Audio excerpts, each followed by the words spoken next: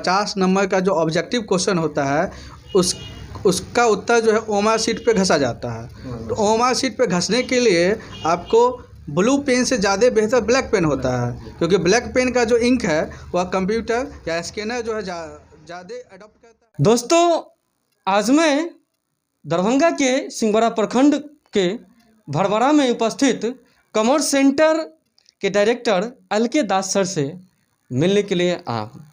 जैसा कि आप सभी जानते हैं कि अभी जनवरी का मंथ है और फरवरी मंथ में बच्चे का एग्ज़ाम है, यानी जो बच्चे इंटर क्लास फाइनल में पढ़ रहे हैं और जो बच्चे 10th फाइनल में पढ़ रहे हैं उनका एग्ज़ाम होगा। तो मैं सोचा कि सर से कुछ ऐसा सजेशन लिया जाए ताकि इस चैनल के माध्यम से जो भी बच्चे वीडियोज़ को देखते हैं उनको फ़ायदा हो सके। यानी एग्ज़ाम से रिलेटेड ही क्वेश्चंस रहेंगे, और चूँकि सर अकाउंट यानी कॉमर्स पढ़ाते हैं तो मुझे लगता है कि कॉमर्स वाले बच्चे को ये वीडियो ज़्यादा फ़ायदा करेगा। लेकिन इसमें कुछ मोटिवेशन क्वेश्चंस भी है तो ऑल स्टूडेंट भी देख सकते हैं। तो मेरा पहला क्वेश्चन है, चूँकि एग्ज़ाम नज़दीक आ गया है और जो टाइम बच गया है उस टाइम में यदि बच्चे छक्का मार लें तो मुझे लगता है सफल बढ़िया अंक के साथ होंगे। तो चलिए हम सर से क्वेश्चन करते हैं। क्वेश्चन करने से पहले सर का इंट्रोडक्शन यानी सर से हम परिचित होंगे और आप लोग भी परिचित होंगे। तो सर आपका वेलकम इस almighty IT skill YouTube channel में। सर आपका शुभ नाम क्या हुआ? मेरा तो पूरा नाम हुआ ललित कुमार दास। वैसे मुझे लोग भड़वाड़ा के लोग या जो छात्र हैं वो एल.के. दास के नाम से जानते हैं। मैं कॉमर्स सेंटर भड़वाड़ा जो 2016 से स्थापना हुआ है और तभी से लेकर के आज तक लगातार प्रत्येक वर्ष मेरे छात्र बहुत अच्छे नंबर से बहुत अच्छे अंक प्राप्त करते हैं और बेहतर भविष्य के लिए आगे बढ़ते हैं। सर का नाम एल.के. दास है, इनको क्यों लग रहा है कि एल.के. दास है? क्योंकि कोई भी टीचर को स्टूडेंट के वजह से जो है ना लगता है कि मैं सर हूँ, तो लोग जिस तरीके से जानना स्टार्ट कर दिए तो सर को लग रहा है कि मुझे एल.के. दास से जान रहे हैं सब, और इसीलिए सर अपना नाम एल.के. दास बता रहे हैं। तो चलिए, आज बहुत खुशी की बात है कि हम लोग भड़वाड़ा में, और मेरा भी सौभाग्य है कि ऐसे टीचर से मुलाकात हुई है। तो अब मैं क्वेश्चन कर रहा हूं कि सर बोर्ड परीक्षा की अंतिम तैयारी अकाउंट विषय के विद्यार्थी कैसे करें? जो बच्चे अकाउंट विषय लिए हैं, अब चूँकि एग्ज़ाम नज़दीक है तो बच्चे कैसे करें? जो भी टाइम उसका यूटिलाइज़ कर लेंगे तो सही हो जाएगा। तो उसका यूटिलाइज़ का कुछ गाइडलाइन होगा जो आपके अंदर है, बताइए सर। सबसे पहले धन्यवाद आपको देवराज जी यहाँ पे आने के लिए, और आपके चैनल के माध्यम से जितने भी छात्र और दर्शक इनको देखेंगे उनको भी धन्यवाद। और साथ में आपको मैं बताना चाहूँगा कि आपने जो क्वेश्चन किया है कि बोर्ड परीक्षा की अंतिम तैयारी अकाउंट विषय के विद्यार्थी या छात्र कैसे करें, तो जैसा कि आप लोगों को पता है कि 1 फरवरी से फरवरी 1 से 12वीं परीक्षा, बिहार बोर्ड की 12वीं परीक्षा चालू होने वाली है और विद्यार्थी अब अंतिम पड़ाव पे पहुंच चुका है। पड़ाव का मतलब ये है कि अब परीक्षा की जो तिथि है और दिन है वह बहुत ही करीब आने वाला है और आ रही है। इसलिए विद्यार्थी उस अंतिम तैयारी से पहले विद्यार्थी को करना चाहिए ये कि वो अब ये चिंता ना करे कि मैंने क्या किया है, मैंने पढ़ा है कि नहीं पढ़ा है, कौन कौन से सब्जेक्ट को पढ़ा है अच्छा से, कौन कौन से टॉपिक को पढ़ा है अच्छा से, हमारे शिक्षक पढ़ाए हैं कि नहीं पढ़ाए हैं, क्या किए हैं। ये सारे विषय को नज़रअंदाज करते हुए ये सारे तथ्यों को ध्यान में नहीं रखिए। जो भी छात्र मैं इस चैनल को देख रहे हैं उनको मैं बताना चाहूँगा कि ये सारे तथ्य जो बीत गए हैं उसको भूल करके और आगे जो तैयारी होगा वह बेहद ही सूक्ष्म स्तर से कीजिए, क्योंकि जब तक आप सूक्ष्म स्तर से नहीं कीजिएगा तब तक जो बिहार बोर्ड का सिलेबस है वो कवर नहीं हो पाएगी। क्योंकि आप लोगों को पता है कि बिहार बोर्ड का जो सिलेबस है 12वीं का, उसमें आपको 50 नंबर का ऑब्जेक्टिव क्वेश्चन आता है और ऑब्जेक्टिव क्वेश्चन वही सॉल्व कर पाएगा जो बेहद सूक्ष्म स्तर से तैयारी किया है। क्योंकि अगर आप वैसे ही तीर चलाइएगा तो कुछ होने वाला है नहीं। नंबर तो आ जाएगी लेकिन कुछ कर नहीं पाइएगा। इसलिए अंतिम तैयारी जो है बेहद ही सूक्ष्म स्तर से कीजिए और बारीकी से कीजिए। घबराने की कोई आवश्यकता नहीं है। आप जितना पढ़े हैं उतना में से ही आपको जो लगता है, जो टॉपिक कमज़ोर लगता है उस पर ज़्यादा फोकस कीजिए। जो टॉपिक मजबूत हो गया है उसको थोड़ा सा कम समय दीजिए, और जो टॉपिक आपको लगता है कि काफ़ी कमज़ोर हो गया है उस पर ज़्यादा ध्यान दीजिए और उस ध्यान दे करके उस टॉपिक को मजबूत कीजिए, क्योंकि अभी भी कुछ दिन बाकी है और आप लोग अपने इस परीक्षा की तैयारी बहुत बेहतर ढंग से कर सकते हैं। चलिए, सर का कहना है कि जो कमज़ोर टॉपिक है उस पर ज़्यादा ध्यान दिया जाए, क्योंकि टाइम आपके पास अब है नहीं और आपको एग्ज़ाम देना है और सफल भी होना है। तो जो कमज़ोर आपको लगता है कि इस टॉपिक में मैं कमज़ोर हूँ, क्योंकि मैं अकाउंट से हूँ नहीं, तो जिस टॉपिक में लगता है आपको कि मैं इस टॉपिक में कमज़ोर हूँ उस टॉपिक पे ज़्यादा ध्यान दीजिए। अब मेरा दूसरा क्वेश्चन है कि अकाउंट विषय में किस किस टॉपिक को पढ़ना चाहिए छात्रों को, क्योंकि टॉपिक तो बहुत बड़ा हो गया, सिलेबस है, उसमें जो मेन टॉपिक है वो कौन कौन सा टॉपिक है जो हमारे छात्र, हमारे दर्शक पढ़ सकते हैं, पढ़ना चाहिए, सर बताइए। जैसा कि आपका दूसरा प्रश्न है, अकाउंट विषय में किस किस टॉपिक को पढ़ना छात्रों के लिए आवश्यक है, तो सबसे पहले मैं बता दूं कि अकाउंट विषय में जो टॉपिक है उनके बारे में। तो पहला है आपका NPO, not for profit organisation. ये बहुत ही इम्पोर्टेंट टॉपिक है, चैप्टर है 12th अकाउंट के छात्रों के लिए, क्योंकि इसमें से 14 से लेकर के 16 नंबर तक का प्रश्न अनिवार्य रूप से आती ही है, जिसमें से 6 से लेकर के 8 तक प्रश्न जो है वो ऑब्जेक्टिव में आती है। दो प्रश्न जो है वो 2 नंबर में आएगी और एक प्रश्न कम से कम एक प्रश्न वो 4 नंबर के मार्क में आएगी। इसलिए NPO सबसे बेहद और अच्छा टॉपिक है। इसको जितना संभव हो सके अच्छा से अच्छा समय दीजिए और इसको अंतिम रूप में तैयारी कीजिए। दूसरा टॉपिक का बात करते हैं हम लोग, पार्टनरशिप, साझेदारी। तो सबसे पहले पार्टनरशिप में बात करें तो बेसिक कंसेप्ट आपके लिए बहुत ही ज़रूरी है, क्योंकि बेसिक कंसेप्ट से बहुत ही विशाल ऑब्जेक्टिव क्वेश्चन आता है। उसके बाद एडमिशन पढ़िए, एडमिशन के साथ साथ आप लोग गुडविल पढ़िए। रिटायरमेंट और डेथ पढ़ने की उतनी आवश्यकता है नहीं, क्योंकि इससे सिर्फ ऑब्जेक्टिव क्वेश्चन आने की संभावना होती है, सब्जेक्टिव क्वेश्चन आने की संभावना नगण्य होती है। लेकिन बेसिक कंसेप्ट, गुडविल और एडमिशन ये पढ़िए। इसके बाद पार्टनरशिप का अंतिम जो चैप्टर है वह साझेदारी फर्म का विघटन, डिसोल्यूशन ऑफ पार्टनरशिप फर्म, इसको भी बहुत ही ध्यान देकर के पढ़िए, क्योंकि इससे 2 नंबर में भी आएगा और 4 नंबर में भी आएगा। साथ ही साथ ऑब्जेक्टिव में भी इससे बेहद क्वेश्चन आते हैं। अब बात करते हैं सेकेंड यूनिट की, जिसमें आप कंपनी पढ़िएगा, डिवेंचर पढ़िएगा, इशू ऑफ शेयर पढ़िएगा। तो issue of share, issue of debenture, इस दोनों में से सबसे बहुमूल्य जो चैप्टर है आपका वह इशू ऑफ शेयर है। इससे 2 नंबर में भी, ऑब्जेक्टिव में भी और 4 नंबर में भी क्वेश्चन पूछे जाते हैं। साथ ही साथ इशू ऑफ डिवेंचर में आपको प्रश्न 4 नंबर में पूछने की संभावना इस बार शायद नगण्य है, नहीं भी पूछ सकती है, लेकिन इशू ऑफ शेयर से प्रश्न आएगी ही। इशू ऑफ डिवेंचर से ऑब्जेक्टिव ध्यान दे दीजिए थोड़ा सा। उसके बाद सबसे जो आपका जो अगला टॉपिक है वो आप कैश फ्लो पढ़िए, अकाउंटिंग रेशियो पढ़िए, जिसमें से अकाउंटिंग रेशियो बहुत ही इंपॉर्टेंट चैप्टर है। उसमें से सवाल भी रहेगा आपको, 4 नंबर में भी रहेगा, 2 नंबर में भी रहेगा और ऑब्जेक्टिव तो रहना ही है। और अंत में जो आपका चैप्टर है कैश फ्लो, उसको भी पढ़िए, क्योंकि उससे भी सवाल आने की संभावना अति आवश्यक है। इसलिए हर एक टॉपिक को ध्यान से समझ करके पढ़िए और जितनी भी तैयारी हो चुकी है उसको फिर से एक बार अपने आंखों के सामने देखिए और अंतिम परीक्षा की तैयारी का रूप दीजिए। चलिए सर, बहुत मेहनत से जितने भी टॉपिक्स को बताए हैं उस टॉपिक को आप पढ़ लीजिएगा।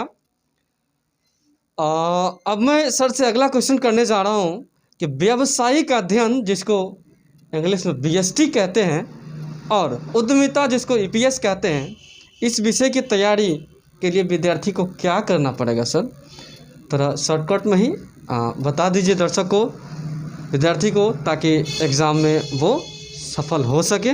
क्या आपका जो दूसरा प्रश्न है, व्यावसायिक अध्ययन BST बिजनेस स्टडीज तथा उद्यमिता इंटरप्रेन्योरशिप विषय की तैयारी छात्र कैसे करें। इसके बारे में बता दूं कि आप अगर अकाउंट बेहतर ढंग से किए हैं तैयारी, तो BST और EPS में ज़्यादा आपको समस्या नहीं आएगी। और दूसरी बात यह है कि व्यावसायिक अध्ययन बिजनेस स्टडीज़ की तैयारी आप कर लेते हैं तो EPS की भी तैयारी करने में कोई ज़्यादा मेहनत करने की आवश्यकता नहीं है। लेकिन कुल मिलाकर के दोनों विषय को बेहद ही ढंग से पढ़िए, क्योंकि जैसे कि आपको पता है कि व्यावसायिक अध्ययन का जो टॉपिक है उसमें फंक्शन ऑफ मैनेजमेंट और मैनेजमेंट फंक्शन ऑफ मैनेजमेंट, ये दो जो टॉपिक है वो बहुत ही महत्वपूर्ण है। इसमें आपको कुल मिलाकर 60 प्रश्न आते हैं। किससे आते हैं प्रश्न?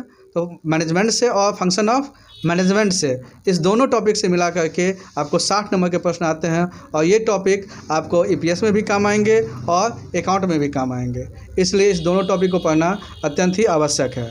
उसके बाद आप विभिन्न बिहार बोर्ड का जो सिलेबस आया है, बिहार बोर्ड का जो मॉडल पेपर है, उसका सहायता लीजिए और परीक्षा की अंतिम तैयारी कीजिए। चलिए, अगला जो क्वेश्चन है वो सबके लिए, मुझे लगता है कि सभी स्टूडेंट जो 10th में पढ़ते हो या फिर जो इंटर का एग्ज़ाम देने वाले हों, सभी के लिए, चाहे वह कोई भी सब्जेक्ट से हो, सभी के लिए और उनके घर के लिए, छात्रों के पारिवारिक सहयोगात्मक रवैया कैसा हो। क्योंकि हमारे समाज में गांव घर का सिस्टम थोड़ा अलग है और बच्चे को परेशानी होती है। इसके बारे में सर आपको क्या कहना है? सबसे पहली बात कि हम लोग ग्रामीण क्षेत्र से आते हैं और ग्रामीण क्षेत्र में बच्चे जो हैं वह अपने घरों के कार्य को करते हुए पढ़ाई भी करते हैं। इसलिए घर के लोग, जो उसके मम्मी पापा हैं, भाई बहन हैं, समाज में जो लोग हैं, उनको ये ऐसा होना चाहिए कि जो बच्चे अभी बोर्ड के एग्ज़ाम हैं और शादी विवाह का भी समय है, तो शादी विवाह में जो बच्चे फंस जाएंगे वह 1 दिन हो या 1 घंटा हो या 2 दिन हो, 2 घंटा हो, ये उसके जीवन के लिए ये क्षण तो उत्साह से भरा हुआ होता है, लेकिन वे समय अगर जो बीत जाते हैं उस शादी विवाह के माहौल में, तो उसको रिकवर करना बहुत ही मुश्किल होता है। इसलिए वैसे छात्र शादी विवाह में कम से कम समय दे करके अपने पढ़ाई पे ध्यान दें अभी। और दूसरी बात, उसके परिवार के लोग को भी ऐसा होना चाहिए कि उनको ज़्यादा से ज़्यादा समय पढ़ने में लगाया जाए, क्योंकि अगर वो उनके बच्चे का समय दूसरे कार्यों में व्यतीत होगा तो पढ़ाई सही ढंग से नहीं कर पाएगा, जिसके लिए उनको परीक्षा में कम नंबर आएगा और बाद में जो पीछे मेहनत भी किए हुए हैं और अंतिम समय में अगर दूसरे काम में फंस जाते हैं तो नंबर कम आ जाएगा। और नंबर कम आने के कारण क्या होगा, बहुत सारी कठिनाइयों का सामना करना पड़ेगा। तो छात्रों को होना चाहिए ये कि अपने परिवार के साथ बेहतर सहयोग करके, और परिवार के लोगों को भी होना चाहिए कि अपने छात्रों को अपने जो उनका बेटा या बेटी है उनके साथ अच्छा व्यवहार करें। अभी तनाव न दे बच्चे को, क्योंकि तनाव उसका आप तो थोड़ा देर के लिए उसको बात कर दीजिएगा, लेकिन बच्चे जो हैं उस बात को ज़्यादा समय तक अपने अंदर रख लेते हैं। इसलिए अभी बात कहने की आवश्यकता नहीं है, प्रेम से उसको संभालिए और पढ़ने में उसका ज़्यादा से ज़्यादा समय व्यतीत करवाइए, यही उसके लिए और आपके लिए अच्छा होगा। धन्यवाद। सर ने सही कहा है कि शादी में अभी नहीं जाना है ज़्यादा, क्योंकि फरवरी मंथ जनवरी से ही, मतलब फरवरी की स्टार्टिंग और जनवरी के जो है ना एंडेड सप्ताह होता है, उससे लगन स्टार्ट हो जाता है। तो आप शादी में भोज जो ज़्यादा खाइएगा अभी, तो एग्ज़ाम गड़बड़ हो सकता है। इसलिए सर के साथ साथ मेरा भी कहना है कि आप ये थोड़ा दिन मन मसोड़ के, मतलब ये आपका मन है, आपका माइंड है, ये बॉडी है, आप जिस एंगल में दिमाग लगाएंगे उस एंगल में आप उसको यूटिलाइज़ कर पाएंगे। तो मेरा कहना है और सर का भी कहना है कि आप अभी जो भी सिलेबस है उसको रिवाइज़ करें और जो भी टॉपिक सर बताए हैं उसको देखें, और गार्जियन को भी उतना परेशान ना करें, क्योंकि कोई भी गार्जियन ये नहीं चाहते हैं कि मेरे बच्चे ना पढ़ें। सभी गार्जियन चाहते हैं कि मेरे बच्चे पढ़ें। वो आपकी कमज़ोरी होती है, बदमाशी होती है, और ज़्यादातर मोबाइल का गलत यूज नहीं करेंगे। गलत मतलब बहुत सारे स्टूडेंट के पास हैबिट होता है कि बहुत सारे गेम्स होते हैं, गेम अभी नहीं खेलना है, एग्ज़ाम के बाद आपके पास 3 महीना सिर्फ गेम खेलने के लिए है। आप गेम खेलिएगा जितना खेलना हो खेलना, लेकिन अभी जो है जो भी समय मिलता है उसका सही यूटिलाइज कीजिएगा, सही उपयोग कीजिएगा, तब आगे जाके आपको फ़ायदा मिलेगा। क्योंकि 2 साल क्या किए ना किए ये आपका समाज नहीं पूछेगा, आपका जो रिज़ल्ट है वही पूछेगा, और रिज़ल्ट इसी टाइम को यूटिलाइज करके आएगा। चलिए हम सर से अगला क्वेश्चन करने वाले हैं। तो ये क्वेश्चन सबके मन में होगा कि विद्यार्थी को एग्ज़ाम के टाइम में, एग्ज़ाम से पहले क्या करना चाहिए, कौन कौन सी एक्टिविटी करना चाहिए और कौन कौन सी एक्टिविटी नहीं करना चाहिए, इसके बारे में सर अपने अंदाज में बताएंगे। आपका जो ये प्रश्न है बहुत ही बहुमूल्य प्रश्न है। वैसे छात्रों के लिए जो छात्र बोर्ड परीक्षा देने जाने वाले हैं, तो सबसे पहले मैं बात बताऊं कि जो छात्र बोर्ड परीक्षा देने जाने वाले हैं उस छात्रों के लिए वो छात्र क्या करें। प्रथमतः वह सुसज्जित रूप से अपने एडमिट कार्ड को संभाल कर रखें। परीक्षा देने से पूर्व घर से वह अपने एडमिट कार्ड को एक फ़ाइल में रखें। उसके साथ साथ अपना आइडेंटिटी कार्ड रखें, क्योंकि वहाँ पे जाने के बाद ऐसा आपको ना हो कि आप एडमिट कार्ड भूल गए हैं, आइडेंटिटी कार्ड भूल गए हैं। पेन पेंसिल दोनों होना चाहिए साथ में। उसके बाद अभी जैसा कि कोरोना काल है और कोरोना काल के लिए जो सरकार आपको सुई दे रही है, वैक्सीन दे रही है, उसका सर्टिफिकेट भी अनिवार्य हो गया है। तो सर्टिफिकेट भी करवा लें डाउनलोड और उसको भी साथ में रखें। उसके बाद मास्क लगाएं, मास्क लगा करके ही एग्ज़ाम हॉल में जाएं, क्योंकि जितनी आप सावधानी बरतिएगा उतना आपके लिए भी अच्छा होगा और समाज के लिए भी अच्छा होगा। तीसरी बात कि ध्यान से घबराना नहीं है, ध्यान से एग्ज़ाम देना है। प्रश्नों को अच्छा से पढ़ना है। उसके बाद जो प्रश्न आपको सबसे अधिक आते हैं उस प्रश्नों को सर्वप्रथम उत्तर दीजिए। उसके बाद जो प्रश्न आपको कम आते हैं या एवरेज जो औसत दर्जे का प्रश्न होगा, जो आपको आते भी हैं और आपके मन में है कि इसका मैं प्रश्न का उत्तर मैं क्या दूं, ए दूं या बी दूं या सी दूं या डी दूं, तो वैसे प्रश्नों का उत्तर आप उसके बाद दीजिए। और जो प्रश्नों का उत्तर आप नहीं दे पा रहे हैं उस प्रश्नों को अंत में रखें, क्योंकि उससे क्या होगा कि आपका समय भी बचेगा और आप अधिक से अधिक प्रश्नों के ऊपर जा भी सकते हैं। साथ ही साथ आप क्या न करें, घबराएं नहीं। पानी और खाना का सेवन उतना ही करें जितना आपको सुपाच्य हो सके। खाना अत्यधिक नहीं खाना है, क्योंकि खाने के बाद क्या होगा, एग्ज़ाम हॉल में 3 घंटा बैठना है आपको, क्योंकि एग्ज़ाम देने जा रहे हैं। तो ऐसा तो नहीं है कि exam paper copy exam hall के बेंच पे रखे हुए हैं और आप बाथरूम में हैं, ऐसा तो नहीं होना चाहिए। क्योंकि आप एग्ज़ाम देने जा रहे हैं तो 3 घंटा का प्रश्न उसमें रहता है, 3 घंटा में आपको उत्तर देना है। और ऐसा भी नहीं है जो छात्र ऐसे लगते हैं कि हम बहुत ज़्यादा तैयारी कर रहे हैं और आधा घंटा या 1 घंटा में एग्ज़ाम दे करके निकलना चाहते हैं, वैसे छात्रों के लिए मेरा विशेष सुझाव ये है कि वो आराम से प्रश्नों को पढ़ें और आराम से उत्तर दें। कम से कम एक क्वेश्चन को बनाने में जो क्वेश्चन सेटर हैं वो समझते हैं कि वो जो प्रश्न का लेवल है वो 3 घंटा का होता है। इसलिए वैसे छात्र जो ज़्यादा ओवर कॉन्फिडेंस में जाएंगे बनाने के लिए, वैसे छात्र ध्यान दे करके वैसे प्रश्नों को उत्तर दें और घबराएं नहीं और बेवजह फालतू में उत्तर नहीं लिखना है। जो प्रश्न पूछा जाता है उसी का उत्तर लिखिए। अगर उससे ज़्यादा आप लिखने लगिएगा तो जो कॉपी चेकर है वो आपको नंबर काटेगा भी, और फालतू के लिखने के कारण आपके ऊपर समय भी उसका ज़्यादा बर्बाद होगा। इसलिए अच्छा राइटिंग में और जो प्रश्न का जो सेंस है उसी पर उत्तर दीजिए और बेवजह उत्तर देने की आवश्यकता नहीं है। इसी के साथ मैं वैसे छात्रों को शुभकामना देना चाहता हूं जो छात्र इस बार के बोर्ड एग्ज़ाम में जाने वाले हैं। धन्यवाद। आपका जो भविष्य है वह उज्जवल हो, ऐसी कामना मैं माँ सरस्वती से करता हूँ। धन्यवाद।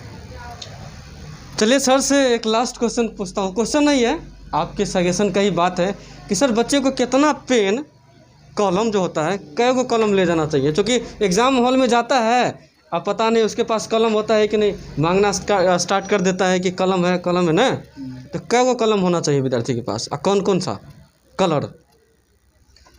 वैसे तो जो बोर्ड परीक्षा की तैयारी में जो एग्ज़ाम देने में जो कलम का यूज होता है वह ब्लू पेन का होता है, लेकिन आपको जैसा कि पता है कि 50 नंबर का जो ऑब्जेक्टिव क्वेश्चन होता है उसका उत्तर जो है ओमआर शीट पे घसा जाता है। तो ओमआर शीट पे घसने के लिए आपको ब्लू पेन से ज़्यादा बेहतर ब्लैक पेन होता है, क्योंकि ब्लैक पेन का जो इंक है वह कंप्यूटर या स्कैनर जो है ज़्यादा अडॉप्ट करता है और ब्लू पेन का कम अडॉप्ट करता है। ऐसा नहीं है कि ब्लू पेन से आप घसीएगा कलर कीजिएगा तो वह गलत हो जाएगा, ऐसा नहीं है। आप ब्लू पेन से भी यूज कर सकते हैं, ब्लू पेन का भी यूज कर सकते हैं और ब्लैक पेन का भी यूज कर सकते हैं, लेकिन ब्लैक पेन का यूज अगर आप ओएमआर शीट के लिए करते हैं तो ज़्यादा बेहतर है, और ब्लू पेन का यूज अगर आप क्वेश्चन आंसर देने के लिए करते हैं तो वो ज़्यादा बेहतर है। दोनों में से किसी एक पेन का यूज आप कर सकते हैं, दोनों पेन का यूज आधा आधा नहीं करिए, क्योंकि आधा आधा करने के कारण क्या होगा कि आपका हो सकता है कोई घसने में समस्या आ गई हो, या ऐसा हो सकता है कि इन्विजिलेटर के मन में कुछ अलग प्रकार से विचार आ जाए। तो ऐसा नहीं करना है, दोनों में से कोई एक पेन का यूज करिए। साथ में अपने पास 2 पेन रखिए कम से कम, और वो दोनों पेन ऐसा होना चाहिए कि वह एग्ज़ाम हॉल में जाने से पहले उसका टेस्ट कर लीजिए कि चलता है कि नहीं चलता है, इंक है उसमें कि नहीं है इंक। अगर नहीं है इंक तो दूसरा पेन बदलिए, उसके बाद ले जाइए। कम से कम 2 पेन होना चाहिए। धन्यवाद। सर ने सही कहा, रणभूमि में उतरने से पहले अपनी जो औजार है उसको सही कर लेना है, टाइट कर लेना है। और मेरा सजेशन रहेगा कि लिंक का जो पेन होता है, लिंक, मेरे पास भी एक ब्लू पेन है, ये अच्छा होता है सभी विद्यार्थियों के लिए, तो इसका यूटिलाइज़ करें। पर्टिकुलर मैं ये नहीं कह रहा हूँ कि इसी का यूटिलाइज़ करें, जो पेन का आप कंफर्टेबल फील करते हैं उसका यूज करें। हाँ, और जो भी पेन लें उसको कम से कम 2-3 पेज जो है ना पहले घर पे ही उसको लिख ले, ताकि फ्री हो जाए वो। उसके बाद जाइए फील्ड में। सर के तरफ से भी और मेरे तरफ से भी सभी विद्यार्थियों को जो इस बार इंटर या 10th का एग्ज़ाम देने के लिए जा रहे हैं, ढेर सारी शुभकामनाएँ। बढ़िया से लिख के आइए और बढ़िया अंक प्राप्त करिए। और एक बात ध्यान दीजिएगा, अभी शादी विवाह में ज़्यादा जाने की ज़रूरत नहीं है, क्योंकि कोविड का भी माहौल बना हुआ है और आपका एग्ज़ाम भी है। क्या डीजे पे तो गाना बजबे करेगा कि केने बारू हमर धनिया, जो कौन है पुदीना वाला, जो भी है क्या बजेगा। एग्ज़ाम के बाद भी शादी विवाह होगा, एग्ज़ाम के बाद भी आप अपने मित्र को, अपने मौसा के बेटा को, बेटी को, जो भी है, ग्रीट कर सकते हैं, मुबारक कर सकते हैं। अभी आप जो चाहिएगा कि हम मुबारक दे दें, हो सकता है दे दे, लेकिन एग्ज़ाम के बाद जो जाइएगा ना देने के लिए, फुल्ली कॉन्फिडेंस के साथ जाइएगा, क्योंकि अभी का जो टाइम है आपका बहुत ही इम्पोर्टेंट है। इसी के साथ सर से मैं लास्ट में एक चीज़ पूछना चाहता हूँ कि सर, इस दर्शक को जाते जाते क्या संदेश देना चाहते हैं?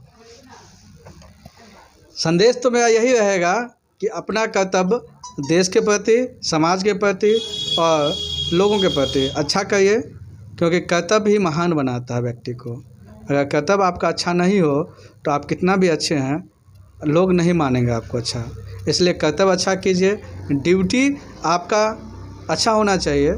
और साथ ही साथ मैं देवराज जी को भी बताना चाहूँगा कि ये जो करते हैं बहुत ही अच्छा कार्य कर रहे हैं अपने क्षेत्रों के लिए, अपने क्षेत्रों के विकास के लिए।